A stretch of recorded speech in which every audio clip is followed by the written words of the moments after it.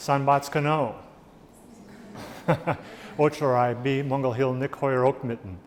That concludes the Mongolian portion of my presentation, for which I apologize.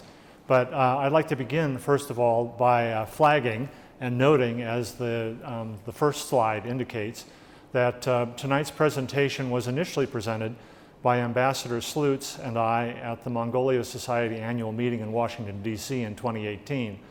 When I initially proposed this idea of making this presentation tonight to Ambassador Slutz, she was enthusiastic about it, but then when she looked at her schedule, she realized that it wasn't going to be possible for the two of us to coordinate our schedules to put us both on the ground here at the same time. So she has graciously agreed to allow me to present her portion of our presentation.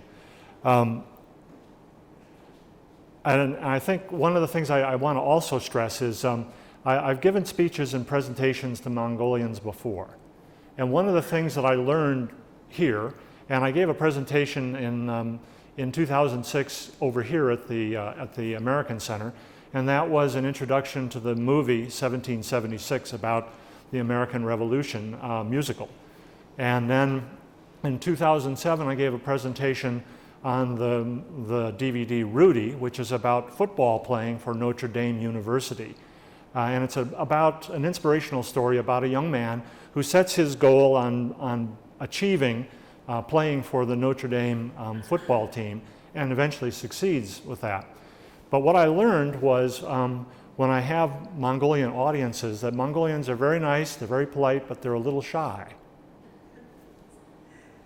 And so when I asked for questions and comments at the end, silence. And for Americans, that's really hard for us to deal with as Americans, you know. We want to get in and engage and dialogue and ask questions and have exchanges. And so that seemingly pregnant pause when no one will talk is a really painful moment. Then finally, some brave soul will raise a hand and ask a question or make a comment, and then another brave soul will raise, and then we ran out of time.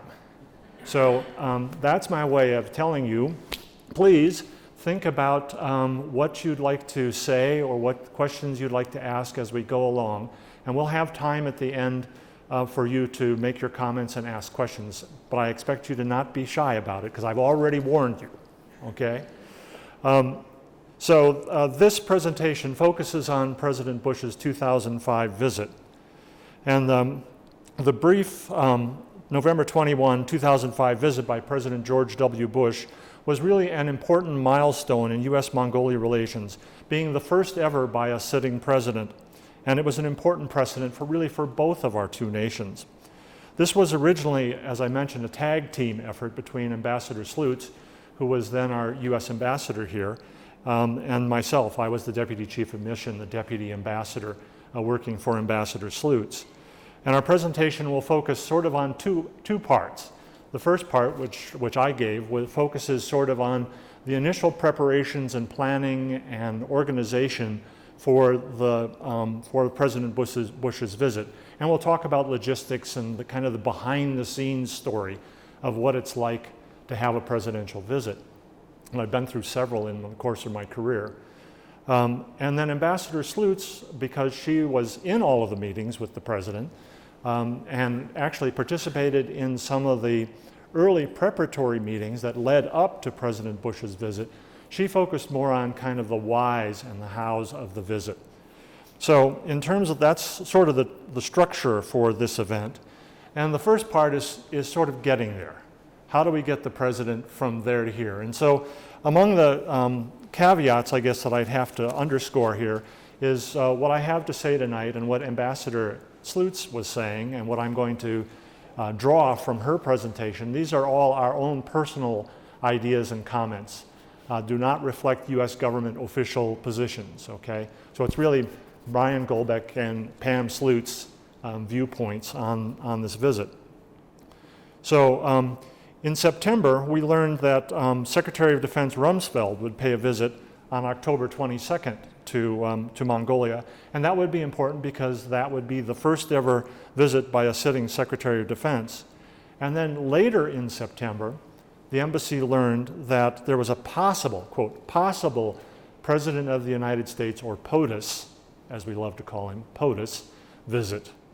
But we were instructed, under very strict instructions, to approach the Mongolian government to determine, first of all, whether its senior leadership would actually be in town. No point in coming if nobody's going to be here, right? And then whether they would be available to meet him and wanted the visit to happen. And we were to emphasize that really, that this was very preliminary inquiry, and there would be no, repeat, no announcement of any visit until both sides had agreed there would be a visit, and that announcement would come from Washington, D.C., but it would be followed very closely by an announcement from here in Mongolia. And what do you think the answer was from the Mongolian government? It was yes, yes. So that meant things could start proceeding. And there's a very relentless process that's involved in making a presidential visit work. So in terms of sequence, let me back up here. The president first visited Japan, and then he visited South Korea, then he visited China, and Mongolia was last. You don't like to be last because sometimes they don't come. They get tired or something happens in Washington and they bail out, and you did all the work, but they don't actually come. But that was the structure for his overall visit. Now, in terms of sites, let's back up a little bit. This is Secretary Rumsfeld's visit, which I call the POTUS, or President of the United States, warm-up. Here you see Secretary Rumsfeld coming down from his plane. There I am standing next to the Vice Minister of Defense. You see his aircraft there parked out at the airport. You'll notice it's got a little special hump on the top, and that's so that he can launch a nuclear strike from anywhere in the world at any time in the event of an attack on the United States. But it's also a good way to test whether or not the runway is going to be able to take the weight and the stress of this kind of an aircraft. So Rumsfeld's visit was the first one. And during his visit, of course, he met with his counterpart, the defense minister, and he received a horse, as is a tradition, a common tradition here in Mongolia. Ambassador Slutz was out of town, so I was the acting ambassador for that visit. And on the way in from the airport, I said, Mr. Secretary, it's highly probable that the Mongolians will present you with a horse. This is very much a tradition. And he said, oh, that's fine. He said, do I have to take the horse home with me? I said, no, the horse stays here. Okay, horse stays here. And he said, I think I'll name the horse Montana. And I said, why? He said, because my wife is from Montana. Good name for the horse, right? So that was Secretary Rumsfeld's official meetings.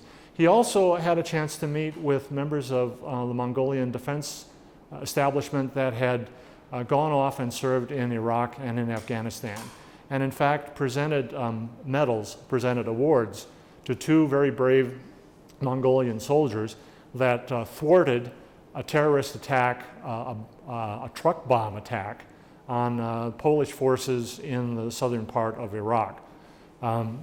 It was really a brave and courageous and decisive action on behalf of the troops, showing the fine training that Mongolia had and the commitment to being part of the coalition to fight the war on terror.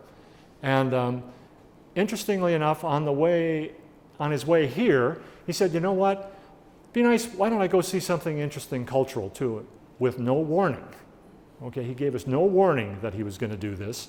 And so literally his aircraft is coming like this into the airport, and we're sending a team out to Gandan Monastery to scout it out and to make sure the security was right, and figured out the walk route and everything else for him. So that was a good warning for us in terms of getting used to the idea of a visit like this. Now, it happened that while Secretary Rumsfeld was in town, we had a visit from the White House pre-advance team. Now that's about a dozen people with a White House lead person, but it also has representatives from the Secret Service because they have to provide security for the president and his party. It also had people from the CIA, from the Department of Defense, from the State Department, the medical team, a lot of different people involved in seeing in this first preliminary visit. And so when a president visit, normally they would review troops in Ulaanbaatar Square. Okay? So you see what Ulaanbaatar Square looked like at the time, minus the scaffolding. And then when you look, oh, sorry, it's a little hard to see, but the scaffolding on the right, at the time, they were rebuilding the front side of Government House, the south side facing Ulaanbaatar Square. And so there was all this scaffolding and stuff, and there was, of course, construction you can see off on the side. And so Ulaanbaatar Square didn't look like a very good place to try to do that presidential receiving part. Now, the Secret Service agent was out there with me, and the rest of us were all out there looking at the site. And the Secret Service agent, I see his eyes were just like this big. And I said, "What's the matter?" And he said, "Well," he said, whoops, come back here. "Well," he said, "all these places here, these are all what they call shot points." Okay? Yeah, shot points. He said, "There's only about 200 that I can see here along all these different, and all the way around Ulaanbaatar Square." And he said, "I have to put a man with each of those shot points, or I have to board it up and cover it up or make it impossible for somebody to use it." He said, "This is a terrible place to do this. Please don't do it here." That's what it looked like today. I mean, it's a lovely site now, but then it would have been a really difficult one to try to use. So instead, we shifted the arrival from what would have otherwise been the Ulaanbaatar Square location to the north side of Government House, this area up here. And the president's motorcade would come up like this, stop here, president would dismount, be received by President Enkbayer. They'd go off in, and you're going to hear this a couple times, by the way. They'd go off into this area here. There'd be the playing of the national anthems, both of them. There'd be a troop review, and then they'd go inside Government House for the official meetings. So this was kind of what we looked at and was most important, as well as going inside Government House itself and looking at those spaces to try to say, okay, where will he meet with President Enkbayer? Where will he meet with the Prime Minister and the Cabinet? You know, where will the different meetings take place? And this was the chance for the advance team to kind of eyeball all of those places, those spaces. So that was the first visit. And then we saw that one of the issues that came up here was how much time will the president be outside? Because he won't wear an overcoat, and it is November 21st. It's going to be a little chilly, and if it's overcast, it's really going to be chilly. I mean, luckily, Mongolia in November is usually bright blue skies and lots of sun, so you can manage it for a while, but you can't stand out there for too long. And so one of the questions became, so how can we minimize the amount of time the president is outside out here? Interesting solutions. I love the flexibility of the Mongolian government when it comes to these things. They're going to play both national anthems. So the question was asked, so are there variations of the Mongolian national anthem? And they said, well, actually, we do have variations. We have 1, 3, and 5-minute versions of the Mongolian national anthem. And the White House said, we'll take the 1-minute version. Okay, the 1-minute version works for us. Unfortunately, the Star Spangled Banner, there's no such deal, and you have to do the whole thing. But we very much, and the president very much, appreciated the flexibility that came out of that. So the White House team, a second delegation, much larger delegation, visited again in November to try to negotiate the substance of the schedule. In other words, what the president is going to do in his time here. And we knew from the beginning that he wasn't going to spend a lot of time here. That would be more something in sort of the 4 to 5 hour range, since he'd already been on the road visiting those other places I mentioned, Korea, Japan, and China. So he'd already been on the road about 7 or 8 days. That's a long time for a president to be away from the United States, especially during the congressional period. So Mongolia initially proposed 3 formal meetings with then President Enkbayer, who was the head of state, then Prime Minister Elbigdorj as the head of the government, together with the cabinet, and then the speaker with members of Mongolia's unicameral legislature, the Ikh Tenger. But given the limited time for the entire visit, the White House lead countered by requesting a separate meeting with the Prime Minister, which would then segue into a meeting with the whole cabinet, and then just a meet and greet kind of photo opportunity with members of with the Prime Minister and the members of the cabinet. Excuse me. And then a similar meet and greet opportunity with the Speaker of the Parliament, and that would segue then and evolve into the President's speech, and that was important. Now really, the White House leads, they said priority was to ensure that there was sufficient time and a suitable venue for Bush to make a major policy speech to a broad audience of Mongolians and the region. Mongolia wanted President Bush to speak in the Ikh chambers, as had other visiting leaders. The White House lead noted the chambers barely held enough space to seat the Ikh members and maybe a dozen other people, much less than the several hundred people that President Bush wanted to address as part of this important policy speech. And the White House lead allowed as how if there wasn't a large enough venue, maybe the president would just cancel his stop in Mongolia altogether. And here again, Mongolian government officials demonstrated great flexibility and said, well, you know, how about the government house conference room? Good sized space, seats several hundred. How about that? Will that work? And the answer was, yeah, that'll do just fine. And so, in fact, about 400 Mongolians were invited, including government officials, but also soldiers, the two heroes that I mentioned before. They were part of the crowd, along with families and prominent civil society and business leaders. So on the cultural side now, you know, you can't just have all government meetings then leave. You got to show some connection to the country and the people. And so we looked at how to have the kind of cultural events. And a decision was made that he should have a meeting with the Herder family, okay? And of course, music and dance performances should also be included. And here we got another wrinkle from the White House, which was, by the way, the president won't eat or drink anything while he's here. What? You know? Well, he's got to drink tea or Iraq or, you know, he's got to drink vodka or something, you know, while he's here. And he bodes and hoosher and, you know. And the answer was, sorry, but no, he can't. Now, on the one side, on the Iraq side, the president's recovering alcoholic, so he's not going to touch any alcohol anyway. But the other issue was the security thing again. Anything that goes into the president's mouth or that he touches has to come under complete and total scrutiny and control of the Secret Service. It means you have to watch them as they go to the market and buy the food that goes into the hoosher, you know, or the tea that goes into the president's mouth, or the milk that goes into the tea that goes into the president's mouth. Secret Service is going to have to be the whole time. It's got to be entirely random. You can't go to the same restaurant or the same grocery store that you go to every time. There has to be complete randomness, and it's another whole huge hassle. So the decision was, he wasn't going to eat or drink anything. Again, Mongolia shows good flexibility. I said, well, could he hold the cup up to his lips? Just get it kind of in range, And we said, yeah, he could do that. Yeah, he could do that.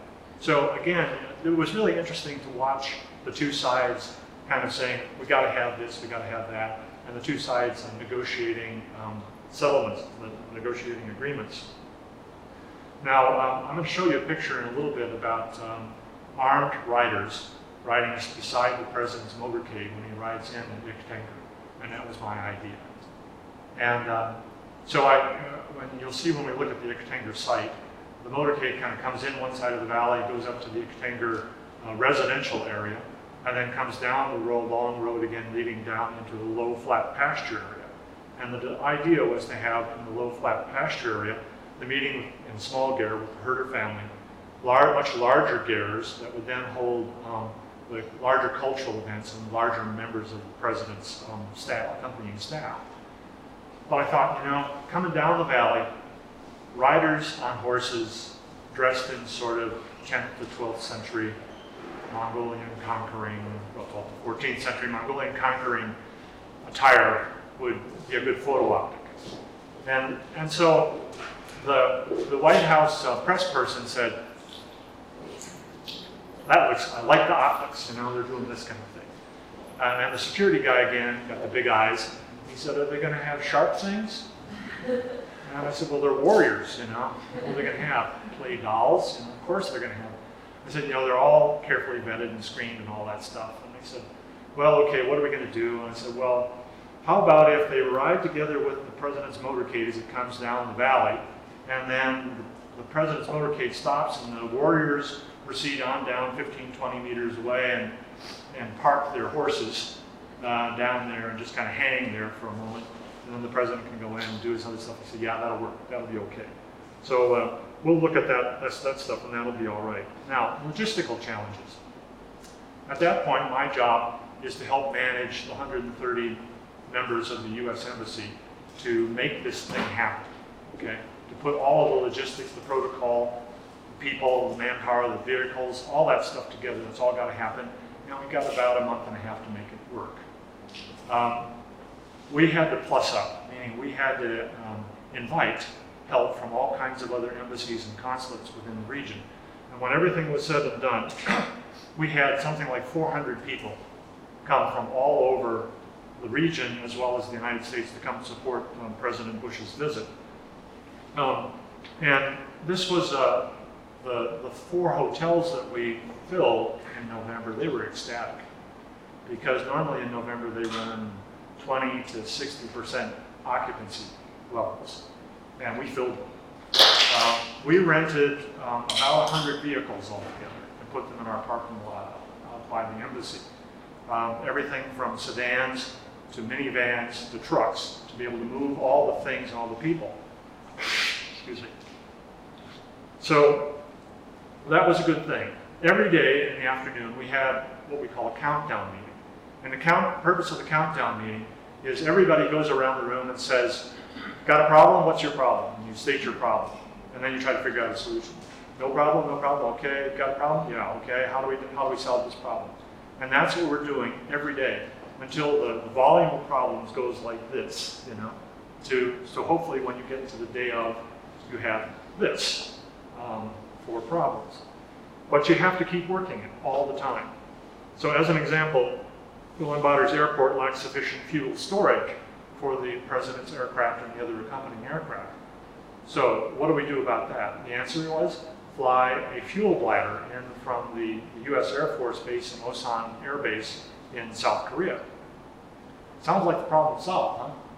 Except once the fuel bladder arrives here, there's not a loader lifter at the airport that can lift the bladder out of the aircraft and put it on the ground.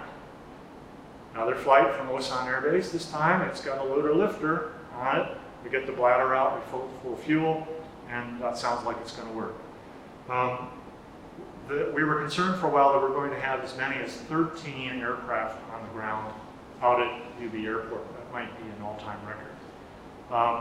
And I mean, you think about it, there's Air Force One, the president's aircraft. There's another aircraft that carries the 2 presidential armored limousines. There's another aircraft that carries White House communications, equipment, staff, etc. Then there's a staff aircraft and press, if there's press along as well. The military wanted to bring 6 helicopters to support the president's visit. And now there were no airlifts involved in this. All of this was ground transport, motorcades. We don't need a helicopter, but they wanted to bring 6. You bring 6 helicopters, it means you plus up 200 more staff on the ground, means 200 more hotel rooms, 200 more people you have to move around. Now, here's the advantage to being a former Army officer. You know BS when you see it, when you hear it. And so I called them out on this. I said, you know, look, guys, if you put 6 helicopters above Ikh Tenger, we're going to have a helicopter crash. You know, rather than supporting the president, you're going to be a problem. So you can have 2. He said, oh, we want 6. I said, get 2. I said, all right, 2. And they got 2, and that added 80 people to our support requirement. But we had our 2 helicopters. But that's an example of kind of some of the problems. Now, does the president travel by himself? No. This particular president was coming in with about 200 people altogether. Now that includes 30 VIP members of his senior staff in addition to his wife, Laura, and about 170 other staff members and press.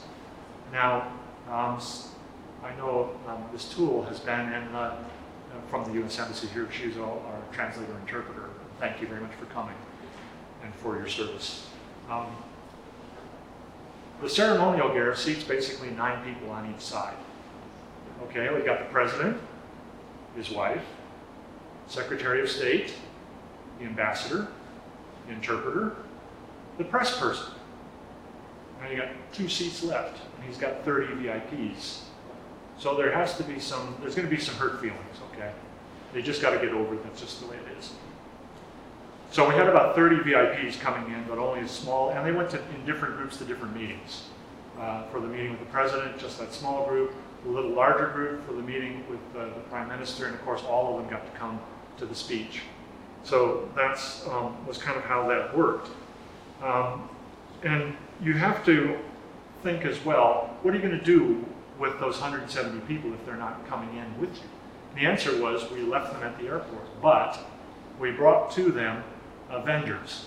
So we brought Mongolian food, we got performances, we brought vendors out there so the vendors could sell their wares and things, including things that were produced in cooperation with the U.S. Agency for International Development or the Peace Corps volunteers that the U.S. has here.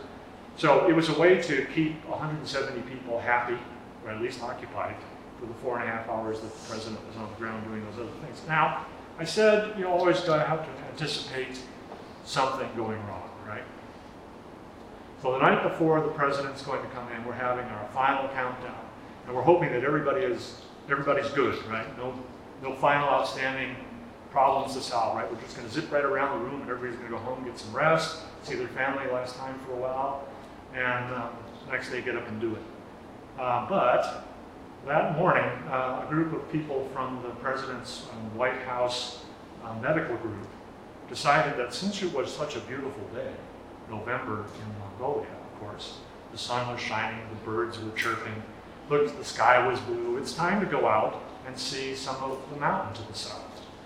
And so they set out, about a dozen of them, out to head for the mountain. The plan was to climb over and come to Manzashir on the other side, and then come from there back downtown. It's nice in theory. And about halfway up the mountain, half of the group decided that that wasn't going to work, that they didn't have enough time to get up there and down again, so they decided they'd come back down the mountain the same route that they came. The other portion decided to push on and conquer the mountain, being tough folks. So they went up the mountain and they got lost. And they went up without water, they went up without warm jackets and clothing, and they went up with almost dead cell phones. Yeah. So here's a disaster in the making, right? A chunk of the president's medical team is lost on a mountain the night before. He's coming, And luckily we had a really super group of folks who worked in our regional security office, led by Toomey.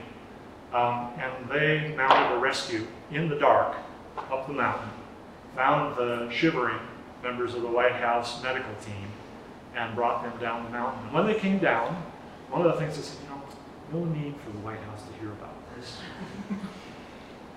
And as far as I know, you may be the first people outside of the mission to hear that story. Now I'm going to kind of walk you through in fairly short order what the whole process looks like. And the first part, of course, is the president's aircraft landing at the airport. There are actually 3 main sites altogether. Get a little bit of a look here. So there's the airport down here. He motorcades down this route, comes down and comes into Ulaanbaatar Square, has his government house meetings. Okay? Comes out of that one, comes down, let's see if we can see here. I think it's over, here. Comes down over here to the Ikh Tenger location, cruises up the valley, turns around at the residences down there, comes back down here to the site where they have the tents pitched, the gears pitched. And then when that's all over, he makes his way back out like this, gets back on his plane, and is gone. So that's the route, okay?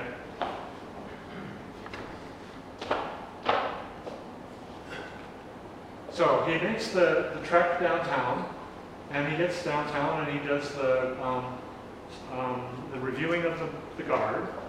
The two of them stand outside, and the two presidents together, the two first ladies together, some of the senior staff back here, and they do the national anthems. They turn around and they go inside. Now, interestingly enough, this shows the president wearing an overcoat. This is inside the ceremonial gear downtown, inside Government House, okay? And so here you see the two presidents as they're about to begin their bilateral meeting. He meets briefly with Prime Minister Elbegdorj, and then the two of them go together out to another larger area where he meets with the cabinet and then has pictures with the cabinet. He meets with the Speaker of the Ikh Tenger out in the hallway. He's the speaker, you know, he's an important individual. And then together, the two presidents come out, and he is introduced here in the large conference room at the Government House. Makes his speech, and then here you see the First Lady sitting here, the delegations sitting over here, big chunks of the Ikh over here, and then of course people, business leaders, social leaders, etc., are out in the other seats. Makes the drive out to Ikh Tenger, and here you see the motorcade as it makes its way toward the Gers and the armed warriors escorting the president's limousine. But, you know, presidents don't always follow instructions.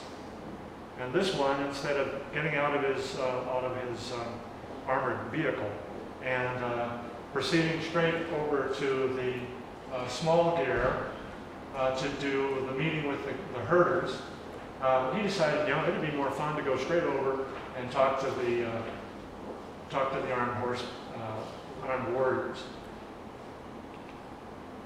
But then he does go pays his call on the herder family, goes over to the larger Gers to have the cultural performances. And here a word about Ger top covers. We went out to recon the site 3 days before the event. I went every day to look at the site.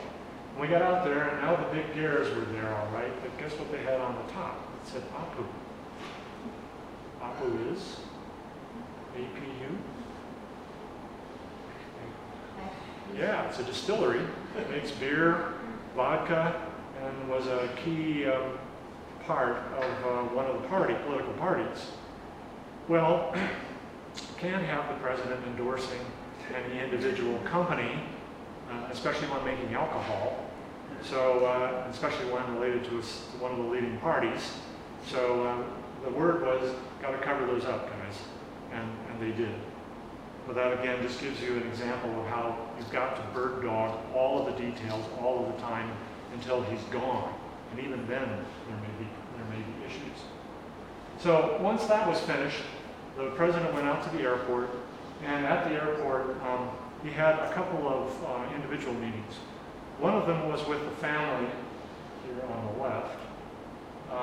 This family, their son was killed in Iraq. And we found out that their son had been killed a few months earlier in Iraq. And now this is where it gets touchy. Would they be interested in meeting with President Bush if he's willing to meet with them? Not everybody who had their son killed in those conflicts is happy about that. And you know, you don't want to put them in an uncomfortable position where both sides are uncomfortable or worse yet, unhappy. But they said, no, we'd very much appreciate an opportunity to meet with the president. So we pushed that forward to the White House. The White House said, hell yes.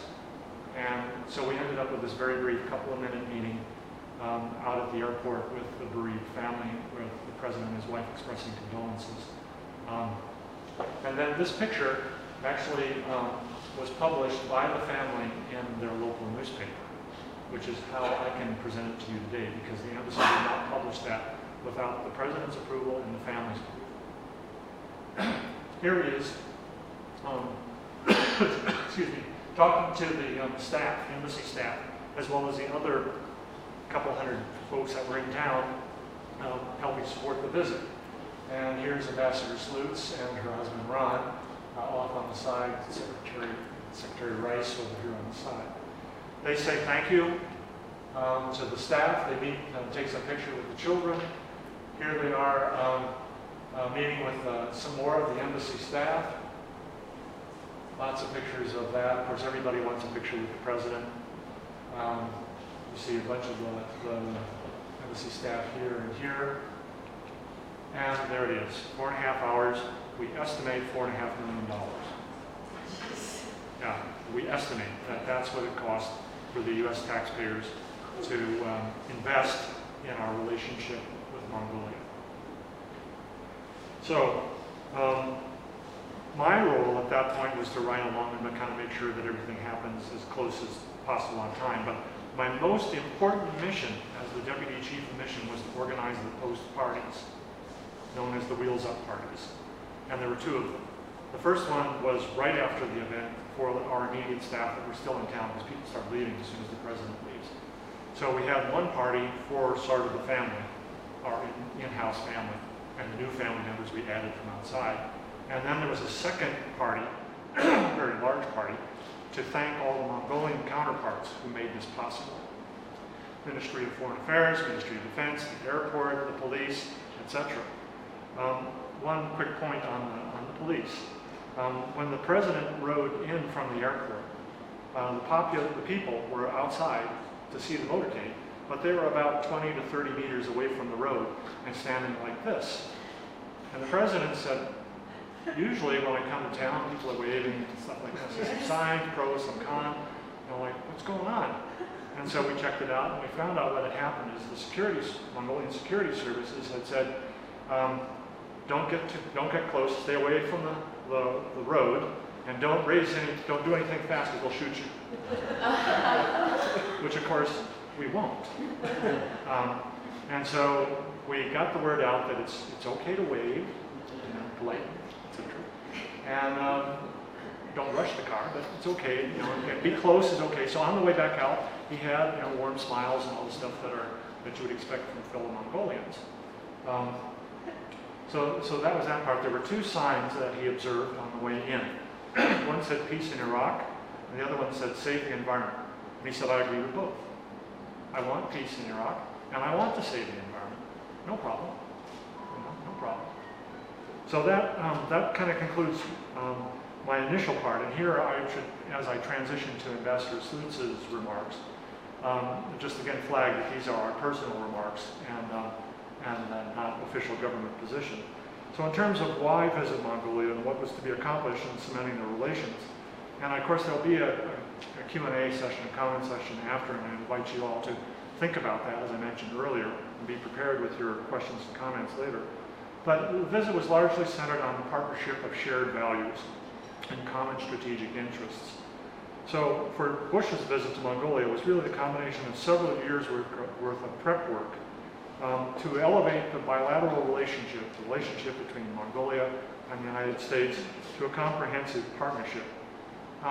Ambassador Slutz really felt that for Bush himself it was part personal curiosity, and really wanted to come and see Mongolia, in addition to the personal, professional, and political reasons for coming. So he said why, and here's where he's sort of quoting, is he said, there's the comprehensive partnership between two democratic countries based on shared values and common strategic interests, he says. And for Ambassador Slutz, this was kind of interesting because she was involved in helping to draft the 2004 and the 2005 joint statements for President Bagbandi that helped serve as the basis for these later visits and the later relationship. Now the first, in protocol terms, in 2003, the meeting between the two presidents, then presidents, was considered an unofficial visit, or unofficial meeting. Their 2004 meeting was classified as a working visit, as was President Enkbayer's meeting with President Bush in 2007. Now, you say, so what? Working, personal, official, what's the difference? If you say this is a state visit, it ramps everything up to very high levels. There's going to be a huge state dinner that has to be hosted. There's a whole bunch of formal proceedings that have to be done.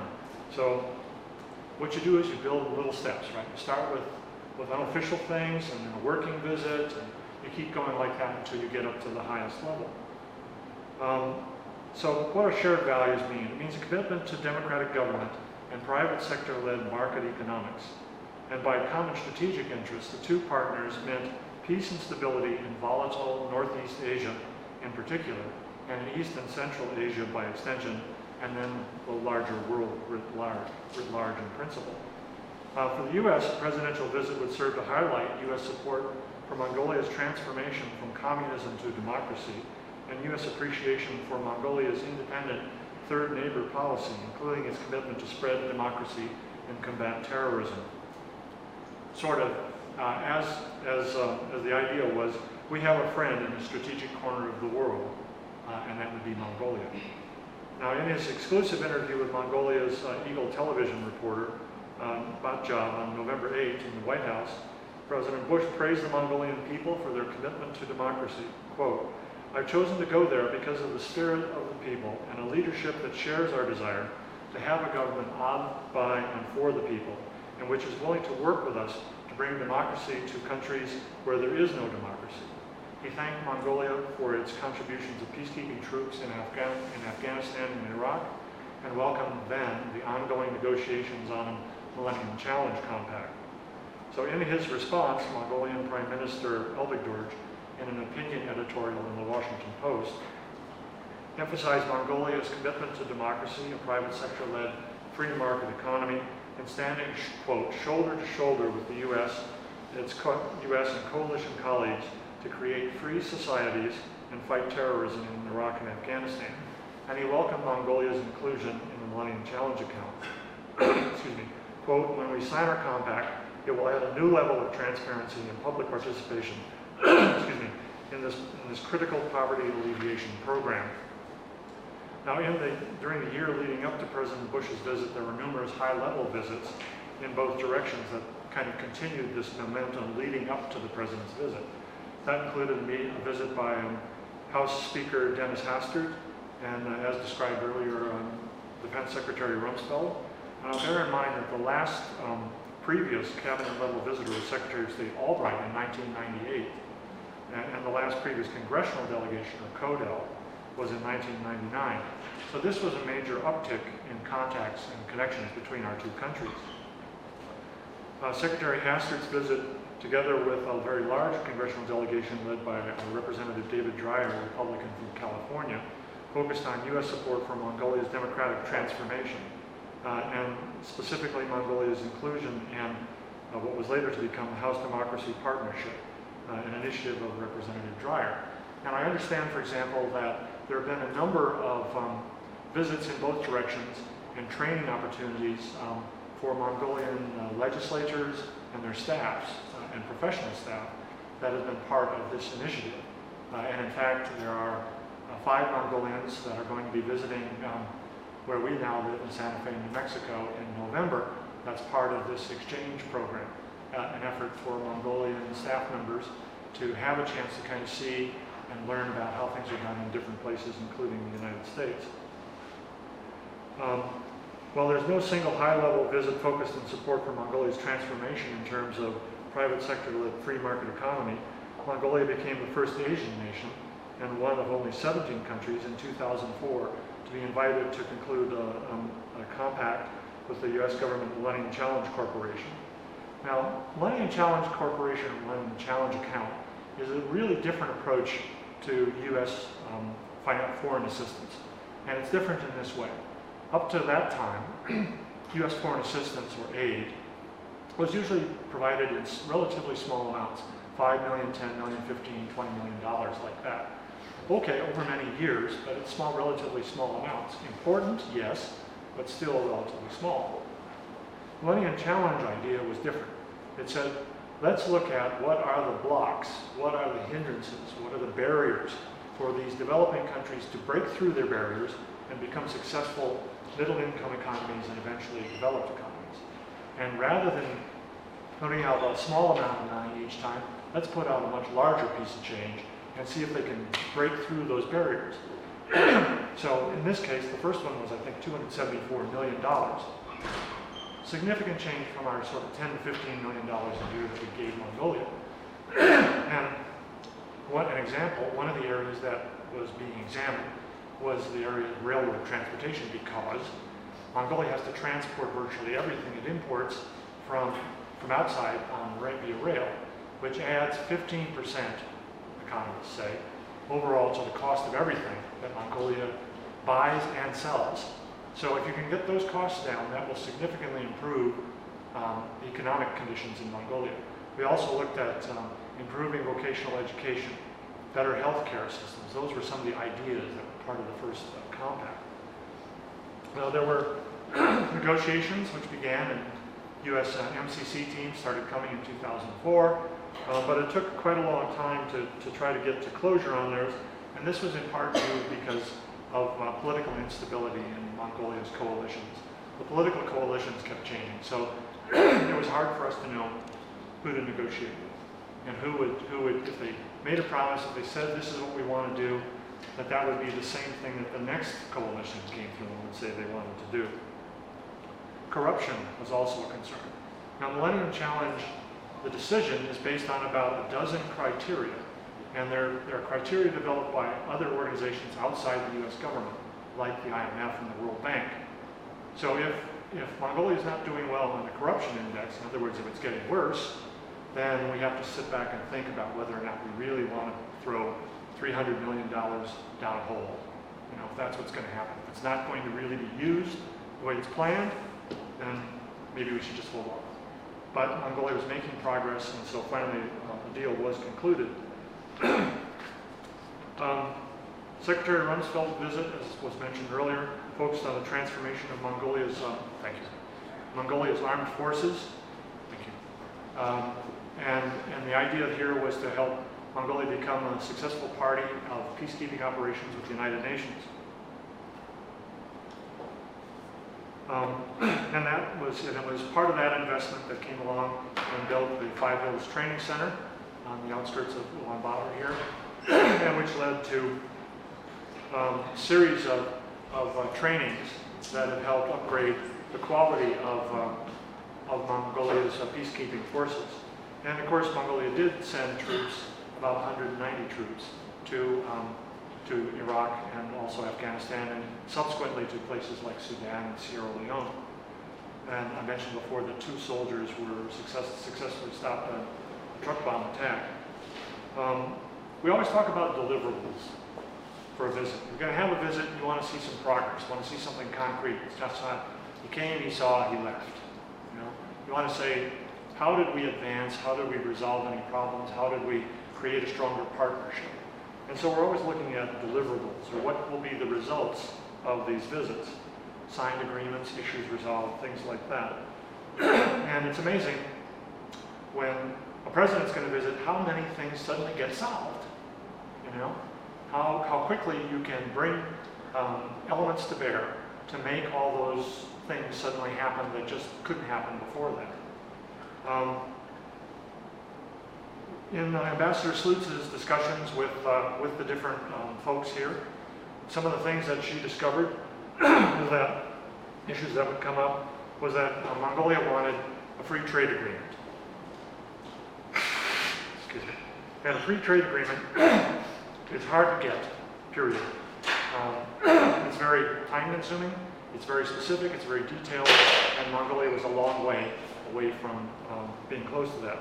So kind of what you say is, you don't want the president, when you say, so how about a free trade agreement there, and the president says, no, that's not the reaction you want. You know, you want to see progress. So we knew that there was going to be some more work to be done on that. And in fact, they did raise it during the discussions, but in very polite and quick ways. And so it moved on, the discussion moved on. The second one was this issue of corruption. And there were a number of different steps that the U.S. urged the Mongolian governments to complete that would help advance its position with respect to dealing with corruption. And so a couple of laws, for example, were passed, and the Parliament was urged to take additional measures to address the issues of corruption. And of course, there was a creation of the Independent Commission Against Corruption in order to try to bring the people who were corrupt and to be held responsible and to be punished. Now, so we're just about at the point now where I've concluded my remarks and Ambassador Slutz's remarks. And so you should be thinking now about those comments and those questions. But I want to again thank the American Center for Mongolia Studies for helping to organize today's presentation, as well as the American Center for providing the space for it, and as well as the U.S. Embassy for its support. I had a chance to meet briefly with Ambassador Slutz on Monday, and I know he had hoped to be here tonight, but I think out prior on another obligation has since intervened. I'm wrapping up here by saying once again, these are Ambassador Slutz's and my personal remarks and don't reflect the U.S. government's.